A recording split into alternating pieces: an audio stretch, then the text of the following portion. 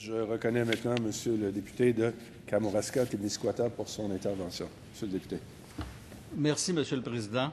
Alors, tout comme le ministre, je suis très heureux du travail qui a été accompli, Monsieur le Président, jusqu'à présent. Depuis l'automne dernier, des choses ont bougé en la matière et bien sûr, elles vont pouvoir se concrétiser ou se matérialiser au cours des prochains mois, des prochaines années. D'entrée de jeu, Monsieur le Président, je tiens ici à remercier le ministre pour le travail, l'ouverture, les échanges que nous avons eus, notamment à la phase des derniers jours de ce qu'on appelle l'étude détaillée, article par article, un projet de loi qui en contenait 26, dont nous avons pris le temps vraiment et tout le sérieux pour les regarder les uns après les autres. Mais je tiens aussi à saluer de façon particulière les dernières heures où le ministre a accepté une proposition de bonification ou d'amendement supplémentaire que nous avons convenu, qu'il a accepté d'ouvrir et après la période de l'étude détaillée, et je pense que c'est d'une façon fort positive et que je salue. Monsieur le Président, un projet de loi de 26 articles dont nous avons eu à travailler une vingtaine d'heures. Donc, en moyenne, on a passé 1 heure par article. Donc, c'est pour vous dire tout le sérieux qui a été mis dans cet exercice. Et plusieurs groupes sont venus sur place nous faire part de leur mémoire, nous faire part de leurs suggestions. D'autres l'ont fait par d'autres façons. Et tout ça fait en sorte qu'ensemble, on a pu bonifier ce qui avait déjà été préparé. Le projet de loi, préparé bien sûr par l'équipe du ministère de l'Agriculture, tant les experts dans le milieu de la santé animale que les experts en juridique, on avait vraiment un document de départ fort pertinent qui a pu être, bien sûr, grâce au travail de tout le monde, être bonifié. L'opposition a proposé 13 amendements, dont 7 ont été retenus. Alors, nous en sommes très contents. Et à partir de ces amendements-là, et d'autres, bien sûr, on a le produit que nous avons aujourd'hui. Essentiellement, pour ceux qui nous écoutent, le projet de loi, bien sûr, vise à toucher de façon particulière les animaux qu'on dit de compagnie, les chiens, les chats, qui nous côtoient de façon plus régulière, en lien aussi avec, malheureusement, ces scandales touchant les usines à chiots, touchant aussi certaines réalités de dossiers sur la maltraitance, entre autres, des animaux.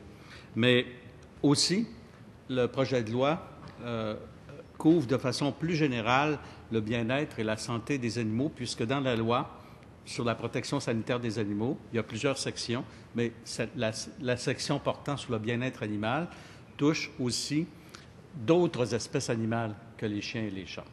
Donc, c'est important de le mentionner.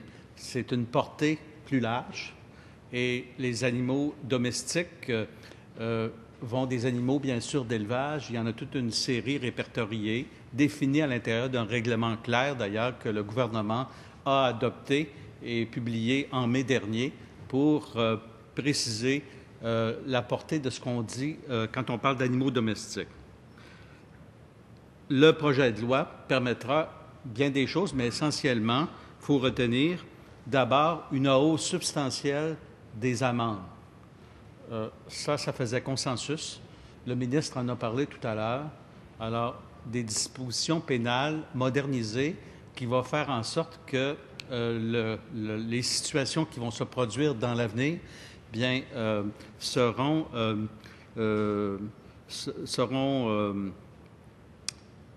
pourront être sanctionnées par des pénalités vraiment importantes et plus que comparables à ce qui se fait ailleurs au Canada.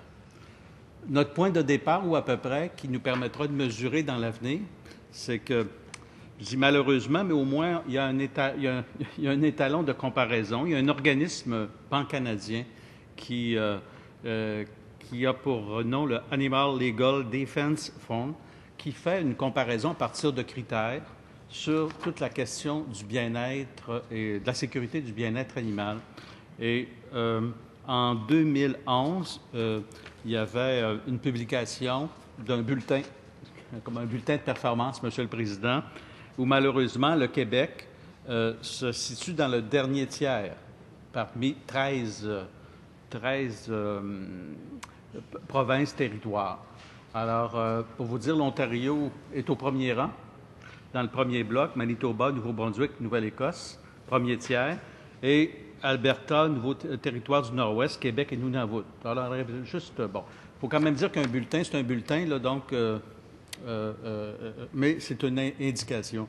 Il faut savoir que l'Ontario, il y a moins de 2 ans, se retrouvait dans le tiers plus bas, et avec des nouvelles dispositions, ils ont pu remonter. Donc, ça peut être variable. Mais moi, ça me dit, au moins, on est là aujourd'hui, selon, bien sûr, une évaluation pan-canadienne d'un organisme, que l'on pourrait en discuter longtemps, mais je suis persuadé que les outils nouveaux dont on s'apprête à se donner vont nous permettre de changer de rang. Mais il ne s'agit pas de changer de rang pour changer de rang, non. Il s'agit simplement d'être le reflet de ce que nous voulons faire dorénavant, davantage et mieux. Alors, la hausse des amendes, c'est un point important. Un autre point important, ce sera l'arrivée d'un régime de permis pour être propriétaire ou avoir la garde d'animaux, chiens et chats pour ceux-là, et un régime de permis de différentes catégories qui sera mis en place, donc pour détenir 15 animaux adultes d'une même espèce ou plus. Alors, c'est nouveau, c'est important. Ça va couvrir, bien sûr, un très grand nombre de situations, de cas.